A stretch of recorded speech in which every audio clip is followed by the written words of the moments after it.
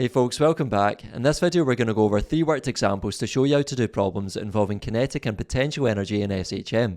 Now if you haven't already done so, check out my previous videos covering the theory on kinetic and potential energy in SHM, as well as the derivations for both kinetic energy and potential energy, as by watching those videos that will help you to understand what we do in this one.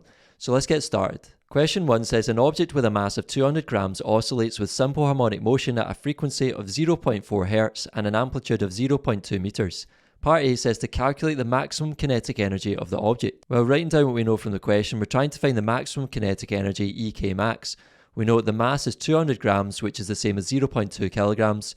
We know the angular frequency omega can be found from the linear frequency f, which was 0.4 Hz. So we have omega equals 2 pi f equals 2 pi times 0.4, which equals 0.8 pi radians per second. And lastly, we have the amplitude A, which is 0.2 meters.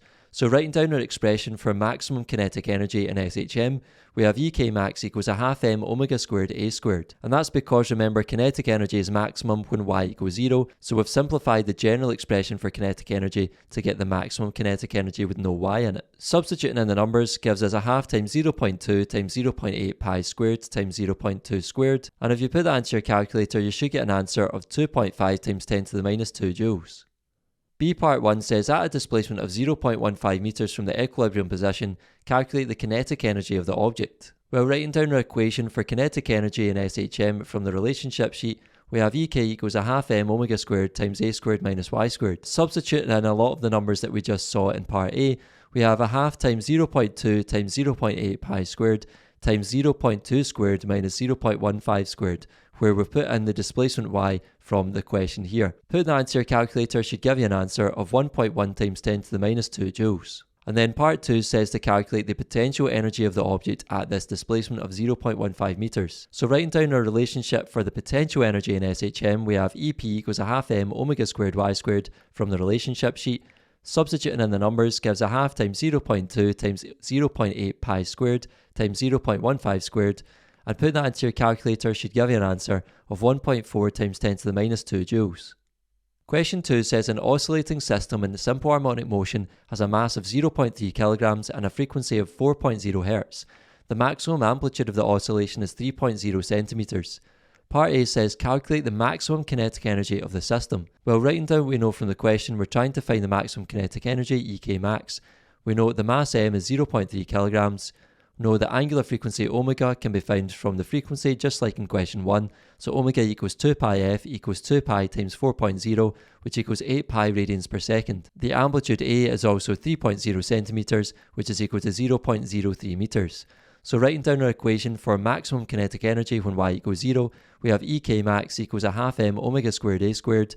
Substituting in the numbers gives a half times 0.3 times 8 pi squared times 0.03 squared, and putting that into your calculator should give you an answer of 8.5 times 10 to the minus 2 joules. B part 1 says at one point in the motion the kinetic energy of the system is 2.5 times 10 to the minus 2 joules. What will be the potential energy of the system at this position? Well, we can use the conservation of energy to answer this. So by conservation of energy, we can say the total energy at any one moment in time is equal to the kinetic energy of the system plus the potential energy of the system. And remember, when the object moves through the equilibrium position at y equals 0, the total energy is only given by the maximum kinetic energy at that point, because there's 0 potential energy. And that means that we've actually just worked out in part A what the total energy is. So we know the total energy and we're given the kinetic energy at one point, and we can work out what EP is. So we have 8.5 times 10 to the minus 2 from part A is equal to 2.5 times 10 to the minus 2 given in this part of the question plus EP, and then subtracting 2.5 times 10 to the minus 2 from both sides, we get EP equals 6 times 10 to the minus 2 joules. Part 2 then says calculate the displacement of the system at this time. Well, we want to find y, and we also know the potential energy of the system now, so let's use the equation for the potential energy in SHM. So we have EP equals a half m omega squared y squared, and we want y, so we can substitute in the numbers that we know. So we have 6 times 10 to the minus 2 from part 1 is equal to a half times 0.3 times 8 pi squared times y squared. So doing a bit of simplifying here in the calculator should give you y squared equals 6.35 times 10 to the minus 4, and taking the square root of both sides to find what y is, you can do that in your calculator to find y equals 2.5 times 10 to the minus 2 meters. Lastly, question 3 says the graph below shows how the potential energy EP of an object undergoing SHM varies with its displacement y. The object has a mass 0.4 kilograms and a maximum amplitude of 0.05 meters. So here you can see we've got the potential energy EP on the y-axis against displacement y in meters on the x-axis. And you'll notice we have the positive displacement here and the negative displacement here.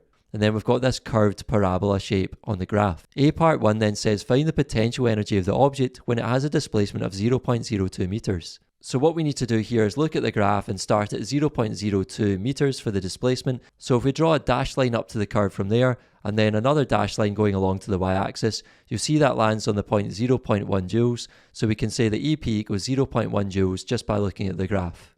Part 2 then says to calculate the force constant K, i.e. the spring constant, for the oscillating system. And it says to remember that omega squared equals K over m for a spring. Well, what we can do here is, because we're talking about potential energy in SHM, we're going to use EP equals a half m omega squared y squared, but we're also told that omega squared equals K over m for this oscillating system. So let's rearrange this equation on the right hand side to get it in the form of m omega squared.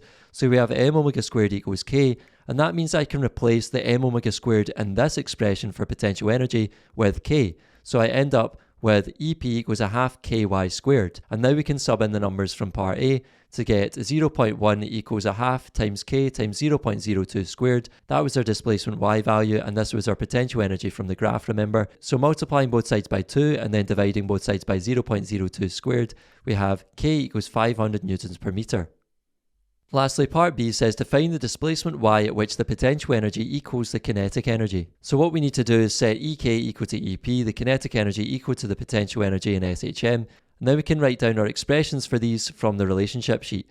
So we have a half m omega squared times a squared minus y squared is equal to a half m omega squared times y squared. And remember, we want to find what y is, but we're going to do a bit of manipulation first. So let's expand this left hand side first by doing a bit of multiplying. So we get a half m omega squared times a squared minus a half m omega squared times y squared. And that comes from just doing this times this minus this times this.